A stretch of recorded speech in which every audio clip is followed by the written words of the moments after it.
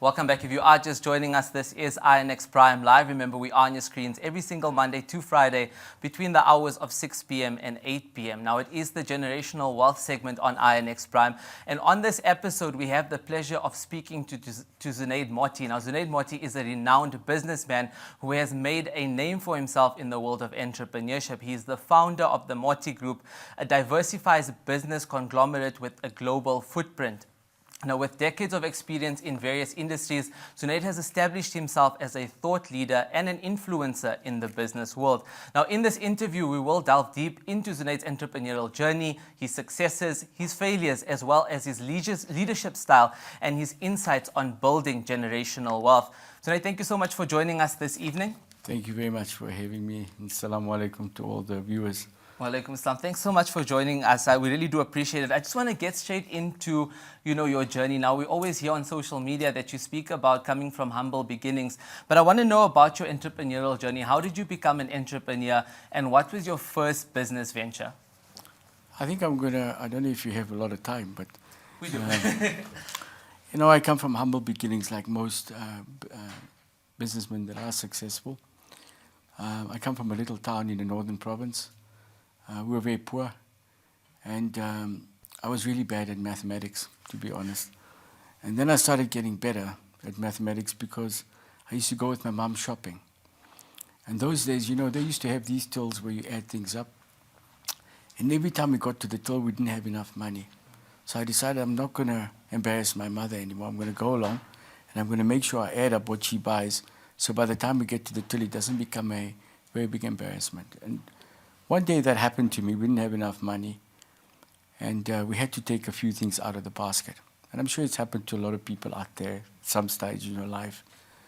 And at that point, I realized, listen, I need to become allergic to poverty, not to be ugly, but poor people don't have a voice. Nobody listens to them, and they're almost invisible sometimes. So I wanted to achieve something and make my mom comfortable, give her a house, not let her be working all the time. She was a nursing sister. So I went on the journey in order to try and make some money because I needed to have those monies to pay the bills.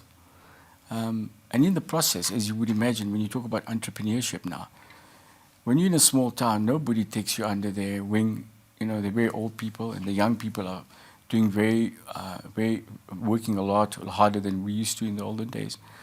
And they focus on what they're doing to the extent where they don't want to give back to the youth. They feel they should use their time for their own families. But as you know, as a Muslim, we grow up in a very conservative environment. So when you talk about mentoring, I think a lot of our Muslims, and I think a lot of Christians, Jews, and anyone who has faith, understands very clearly that mentoring starts off from a religious belief, in my perspective. You go to any little kid today that goes to a madrasa or understands faith, and what is the thing the parents develop within the child's framework of early learning is the fact that there's God, but with God comes a very special person, and in our case, it's the Prophet Muhammad sallallahu alaihi wasallam. And I'm not saying I'm a great Muslim, and I'm not professing to be a wonderful Muslim, but when you utilize your faith as an initiative for mentorship, you need to then look at your Prophet, and every religion has its own Prophet. And when you use that prophet as an example as to how you need to live your life and have a mentorship, that's where real mentorship starts out. The mentorship you're talking about is financial mentorship, entrepreneurial mentorship. But actually, the true sense of mentorship starts off embryotically with your religion, your beliefs, and hopefully with the prophet that you need to be following. And that's universal, not just for Muslims, but all believers in the world. So I came from that understanding. I went to madrasa, as you did, and many other Muslims. And we struggled, but we never gave up. And one of the most important things was that you can't give up. You can't afford to give up. But there are restrictions, and fear always holds you back because you're fearful of failing. Like most people, you're worried about losing things. You're worried about being put into a situation where people will judge you. And all the time you'll sleep at night with your great idea thinking, I wonder if it's going to be okay tomorrow. Because you're fearful of having to be put into a situation where tomorrow people judge you for your loss or for your failure. You should never be in that position. You can only learn from that as you're growing up, as you're getting older. And you use those initiatives now to be able to put yourself in a very, very powerful position as you get to my age. Because you must have messed a lot of things up, I'm sure, along the way. And I must tell you, I've messed up a lot of things. So when people tell you they have a lot of experience, it doesn't necessarily mean all of the experience has been good.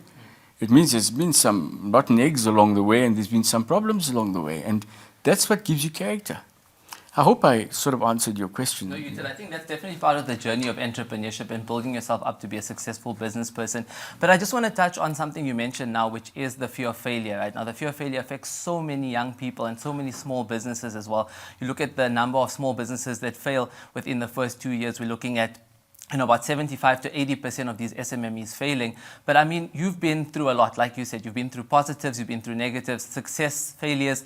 What are some of the failures, or one failure in particular, that taught you something that today you can, share with everyone as a great tip for a lot of entrepreneurs? I think it's lucky you only asked me for one, because we could be here all night. But I must tell you, I won't regard it as a failure today.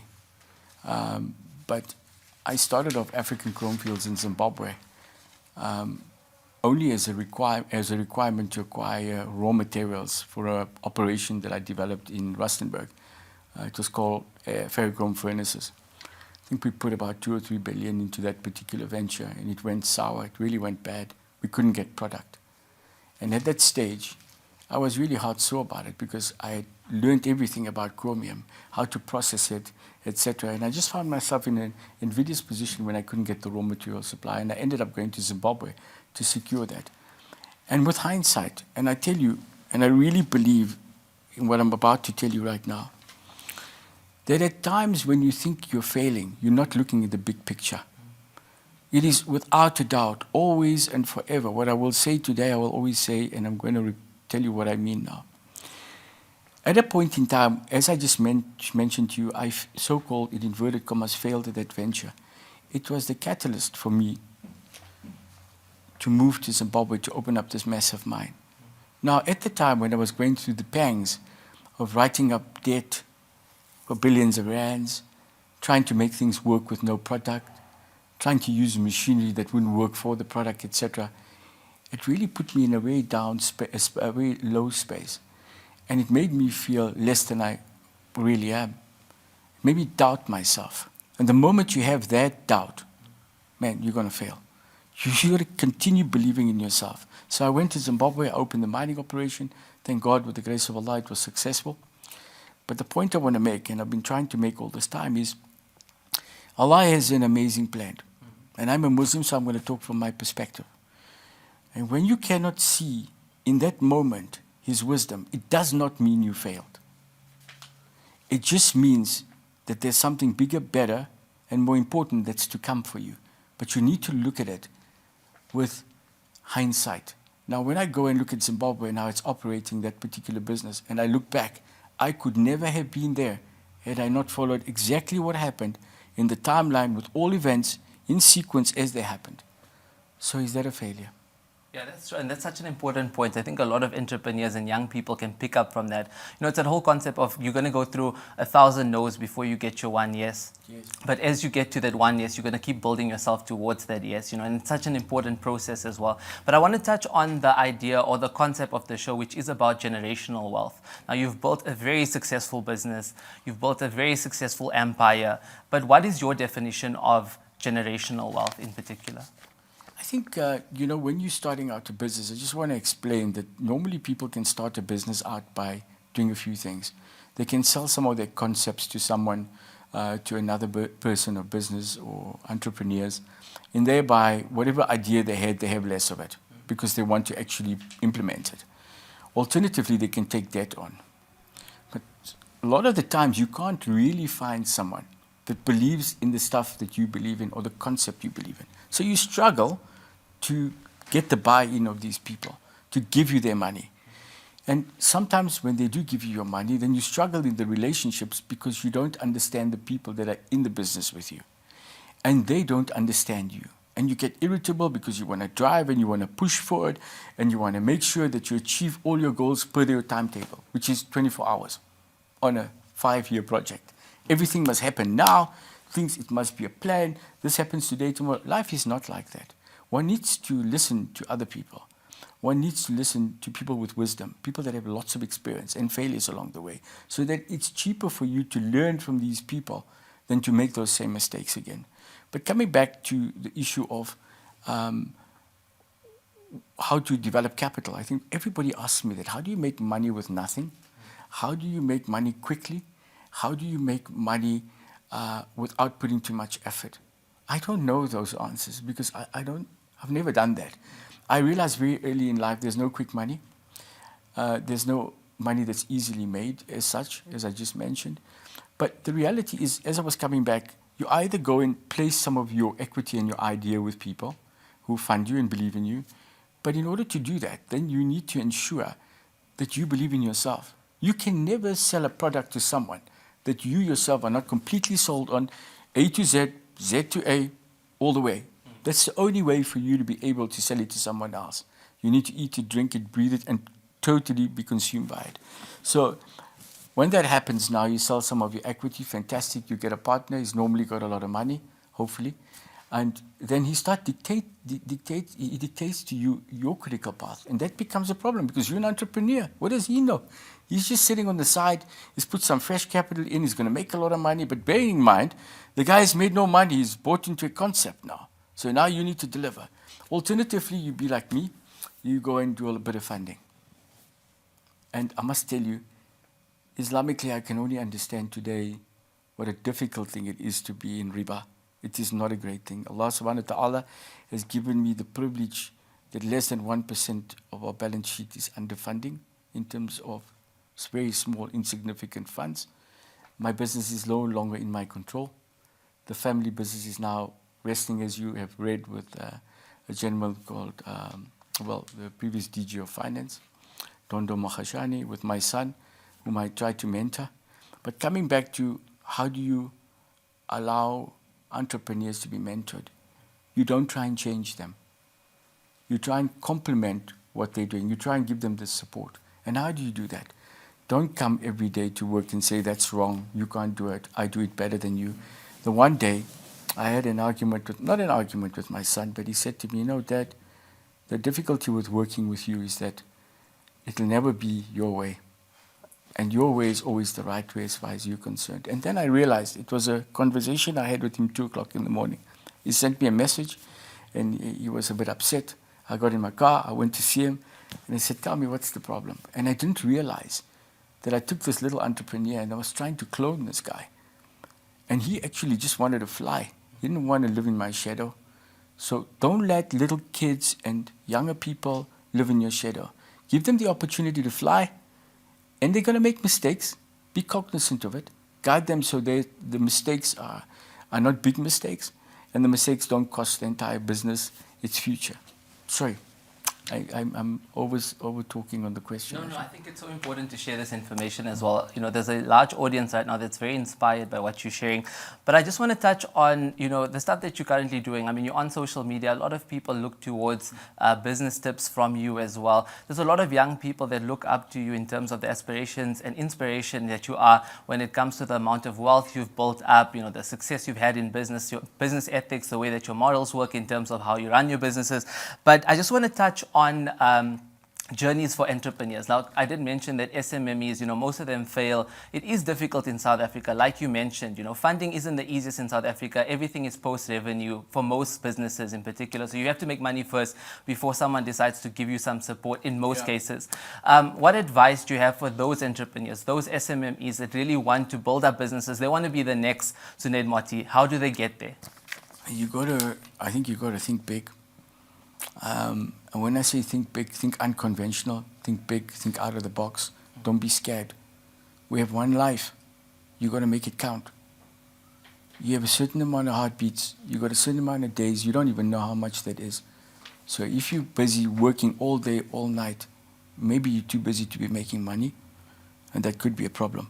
You should take a step back occasionally, look at what you're doing, understand what your risks are, and don't be scared to share whatever upside there is in a business. This is so important, what I'm about to say, because sometimes you get consumed and emotional about a business, an idea, etc.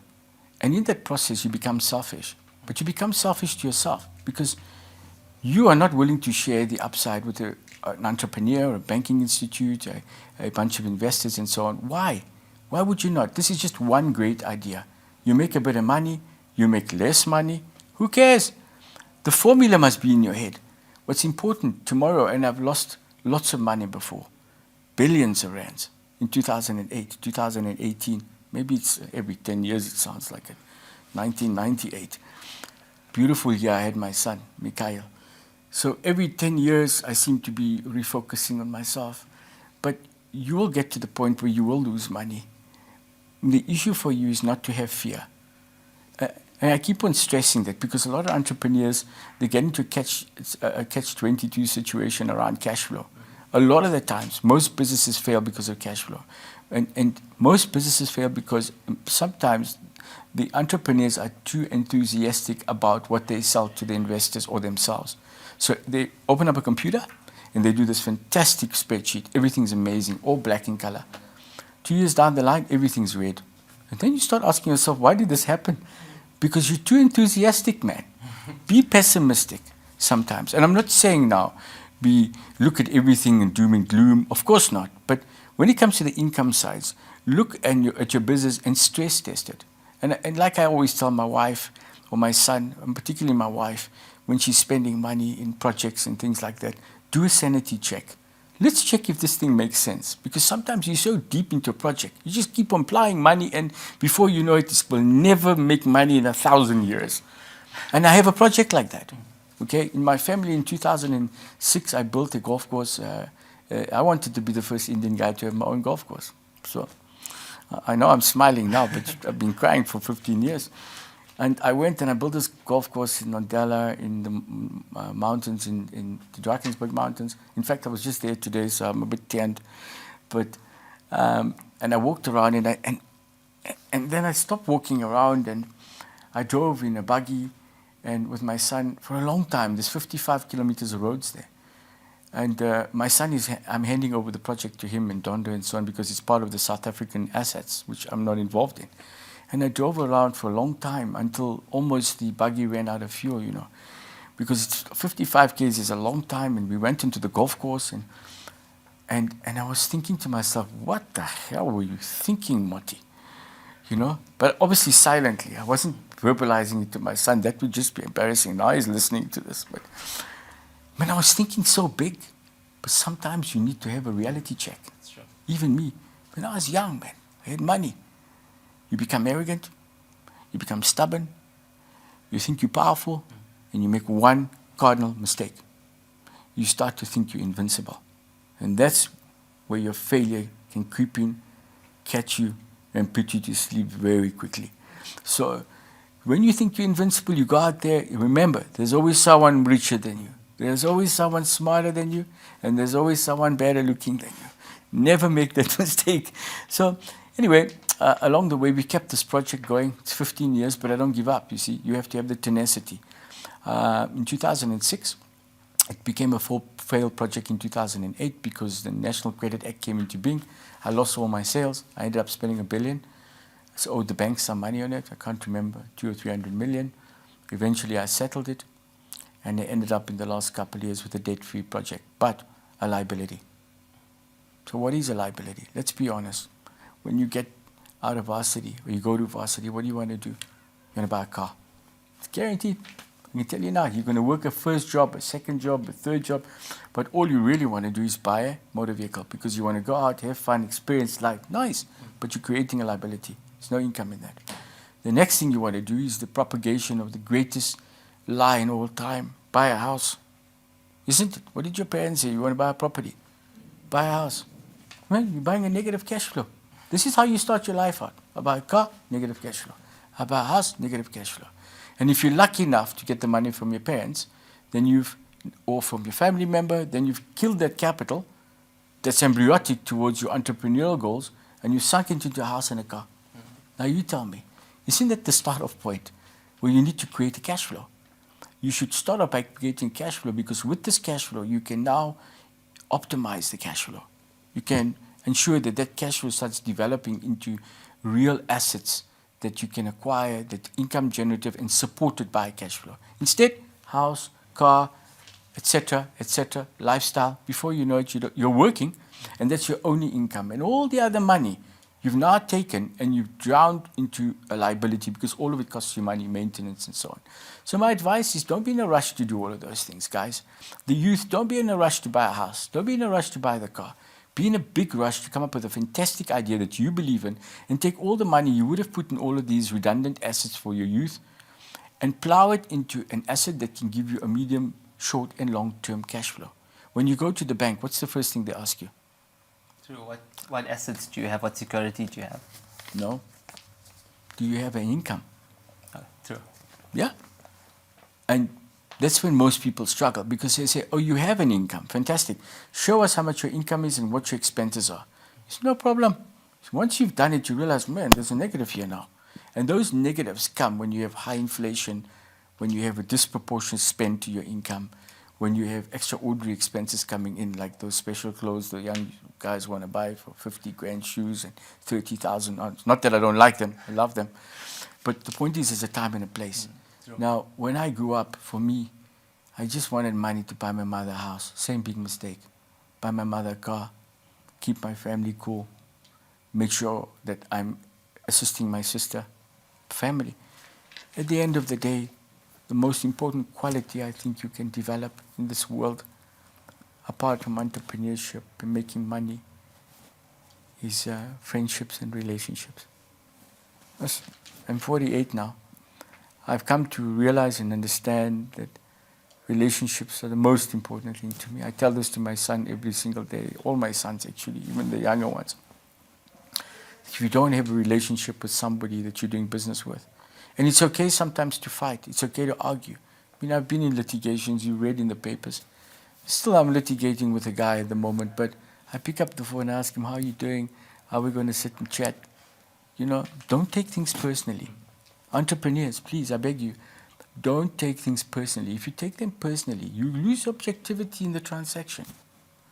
But when you talk about relationships, now that's a personal issue, isn't it? You want long-term relationships all the time. And you'll find when tough times come upon yourself, and I can talk about one that everybody asks me, being a guest of the German government for 6 months in jail. I'm meant to say incarcerated. Jail is a bad term. But when I was there, it wasn't bad. At the time, I felt it was absolutely pain. It was a pain. I felt the pain here. You know, like when a girlfriend breaks up with you and you're 18 years old. You feel that pain here, and I was angry because I was Moti. I was flying in a private jet, and a few minutes later, I was on the ground with police sending me to jail. Why? What happened? Anyway, I thought I'm going to be out, no problem. I went to a jail that was not far away from the airport in Munich, in München. And one of my best friends, are we out of time now? No, you can just finish up. Sure. There's no problem. One of my friends was seeing me off into the jail, and he said, don't worry, just chill out, relax, it's going to be fine. His name was Salim. And I went in there, and after a day, I was now really angry, pacing in this 3 meter by 2 meter square, or whatever it is, up, down, 1, 2, back, 1, 2.